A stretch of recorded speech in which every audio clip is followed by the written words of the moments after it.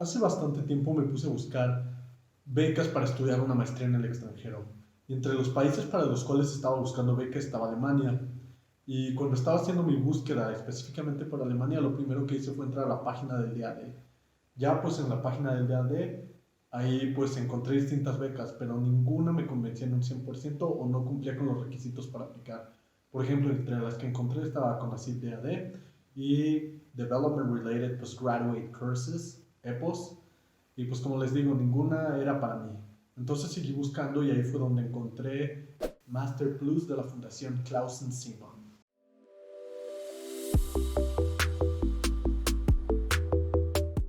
Y bueno, la Fundación Clausen Simon fue creada en 1981 por Wilhelm Clausen, quien era miembro del comité de supervisión de la compañía alemana Bayersdorf. Y pues bueno, esta fundación tiene el objetivo de promover la ciencia, investigación, educación, arte y cultura a través de distintos programas y actividades. Y pues entre estas actividades está el otorgar becas a jóvenes talentos. De ahí es donde surge Master Plus, el cual es un programa dirigido a estudiantes que deseen o que estén a punto de iniciar una maestría en Alemania y los cuales hayan finalizado su licenciatura. El principal objetivo de esta beca es proveer de un apoyo económico a sus becarios, el cual les permite enfocarse en un 100% en su maestría, en sus estudios. En algún lado recuerdo haber leído que el apoyo promedio de esta beca era 900 euros mensuales. Sin embargo, no he vuelto a encontrar la fuente donde leí esto, así que la verdad no estoy muy seguro de esta información. Es importante mencionar que esta beca te cubre toda la maestría y lo único que no pagas son las tarifas semestrales de la universidad. Por otro lado, otro aspecto interesante es que la convocatoria para esta beca abre cada semestre. Entonces tú puedes aplicar para el semestre de invierno o para el semestre de verano. Pero bueno, continuemos con los requisitos para aplicar a esta convocatoria. Primero necesitas un promedio mínimo de 1.7 en escala alemana, acumulado a lo largo de toda tu carrera, lo cual es equivalente a entre 1.89 y 1.93 en escala mexicana. También requieres estar a punto de iniciar una maestría en Alemania. No haberla iniciado ya, sino que estar a punto de iniciarla. Asegurarse que la maestría es 100% presencial y de tiempo completo. Ser menor a 35 años de edad. No tener una maestría o grado equivalente. Tener compromiso social. Tener un alemán de nivel nativo. O tener un certificado que demuestre que tienes un buen nivel de alemán, lo cual es como mínimo un B1. Después de checar en qué consistía la fundación y en qué consistía la beca, lo que hice fue ver cuándo eran las fechas de aplicación a la beca y a partir de eso fue cuando apliqué a la misma. Es importante mencionar que el proceso de aplicación tiene dos fases y antes de poder aplicar a esta beca tienes que registrarte en el sitio web de la fundación, el cual dejaré en el. Y pues bueno, en este registro de la fundación tienes que poner datos personales y seleccionar en qué programa estás interesado para que se te abra el proceso de aplicación para dicha beca. Después de haberme registrado de manera exitosa en la página de la fundación, lo siguiente que se me abrió fue el registro para la beca Master Plus. Esta es la primera fase del proceso de admisión para la beca. En este registro lo que haces es poner tus datos personales y datos de tu trayectoria educativa, como son, por ejemplo, otra vez tu nombre, fecha de nacimiento, lugar de nacimiento, promedio acumulado en la carrera, qué estudiaste, dónde estudiaste.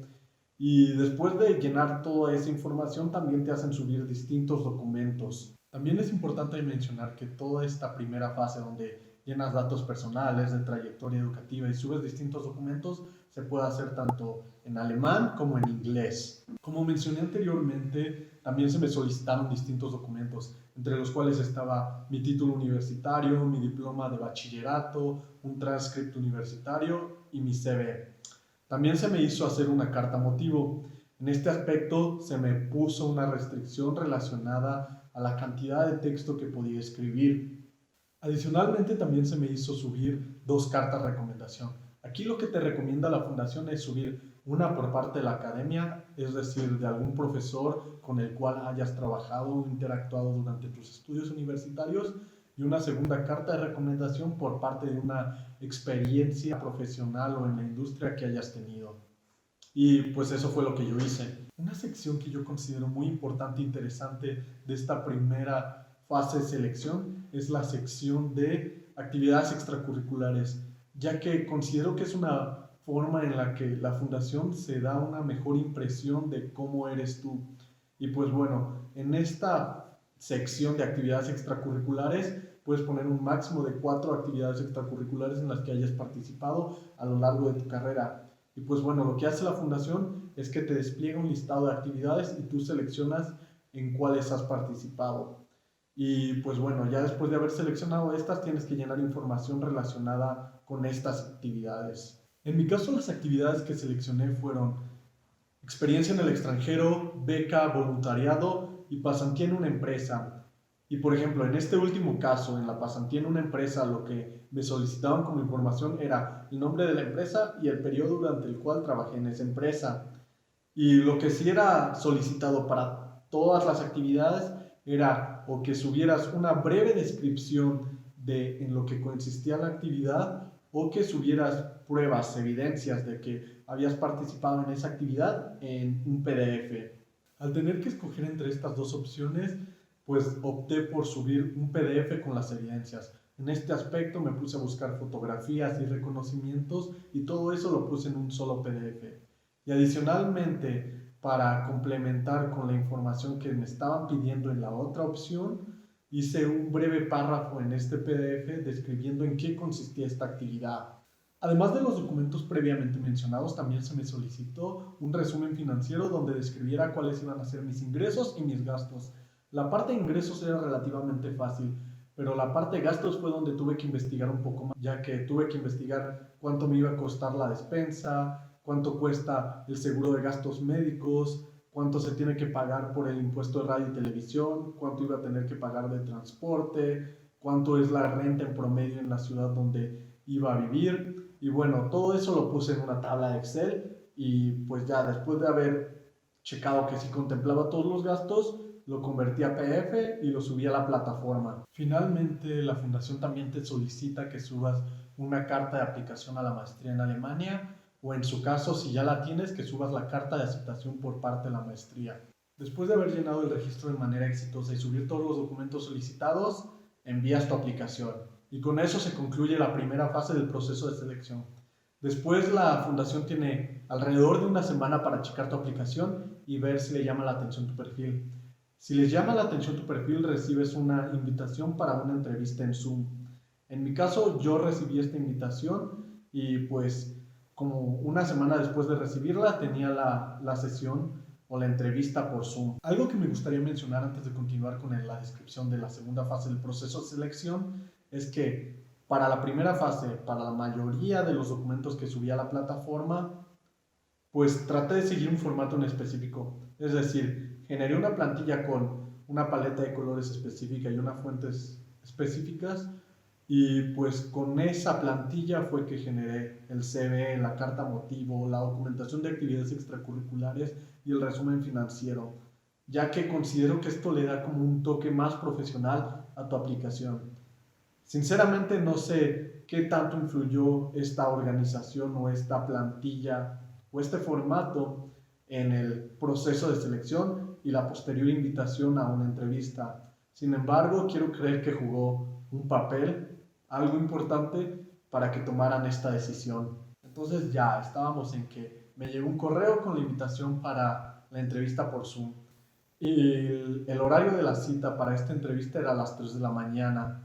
Y algo que sí especificaban muchísimo era que iban a tener muchas citas en esos días, entonces era imposible que te movieran.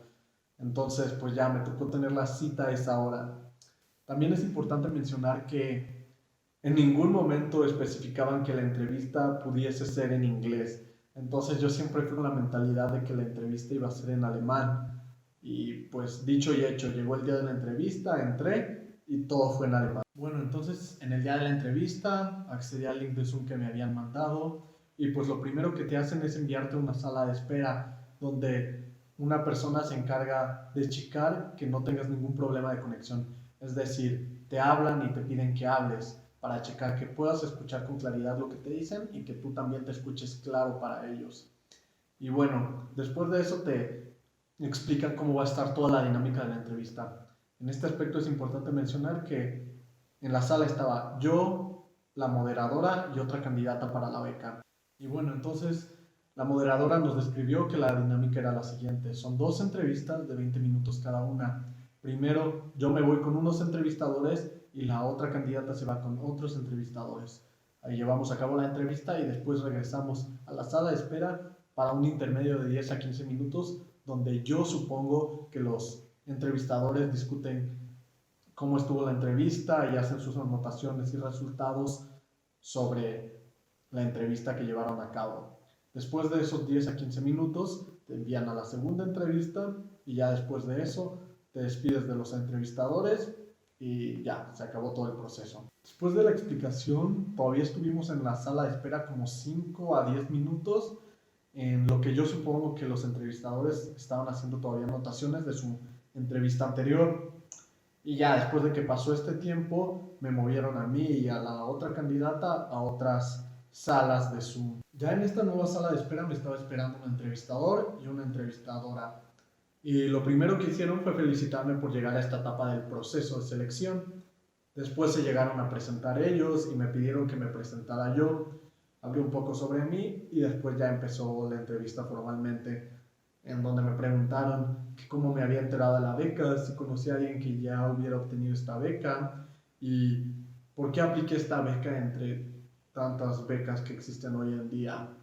Y pues durante todas esas explicaciones sí me di cuenta que llegaron a ver mi fondo y que se dieron cuenta de que no era de día. Entonces sí me llegaron a preguntar qué hora era. Ya les dije que eran como las 3:15 de la mañana, para ese punto 3:30. Y pues solo se disculparon. Yo les dije que no había problema y seguimos con la entrevista como si nada hubiera pasado. La siguiente pregunta que me hicieron iba relacionada a cómo me veía después de los estudios, qué me veía haciendo después de acabar la maestría. Y siento que esta es una pregunta muy importante ya que les permite saber si estás interesado en quedarte en Alemania o regresarte a tu país. Y de esta manera saber si conviene invertir en ti o no. Pero bueno, esto es solo algo que infiero yo, no estoy seguro que sea así. Después de eso yo creía que ya la había armado y que había terminado la entrevista, pero no. La entrevistadora todavía me hizo una última pregunta y tristemente no entendí muy bien a lo que se refería. Así que le pedí que repitiera y pues ahí fue donde ella reformuló la pregunta. Esa vez sí la entendí y ya le contesté. Después de eso únicamente me agradecieron por mi tiempo y me dijeron que podía regresar a la sala de espera. Y bueno, ya en la sala de espera estábamos yo, la moderadora y la otra candidata y pues básicamente lo que hicimos fue estar platicando ahí por 10 minutos. Pasados los 10 minutos me movieron a la siguiente sala de espera y pues bueno, al igual que en la entrevista anterior, era un entrevistador y una entrevistadora. Y de manera similar a la entrevista pasada, primero se presentaron ellos y después ya me tocó presentarme a mí. La primera pregunta que me hicieron fue ¿qué hora era? Y ya, pues creo que para ese punto eran las 3:40 o 3:50 y pues se los hice saber, así que únicamente se disculparon y seguimos con la entrevista. La primera pregunta real que me hicieron fue ¿por qué opté por estudiar en Alemania cuando normalmente los latinoamericanos suelen preferir irse o intentar irse a Estados Unidos? Después de eso me preguntaron cómo fue mi experiencia estudiando en Alemania, ya que anteriormente había tenido la oportunidad de irme de intercambio a una universidad alemana.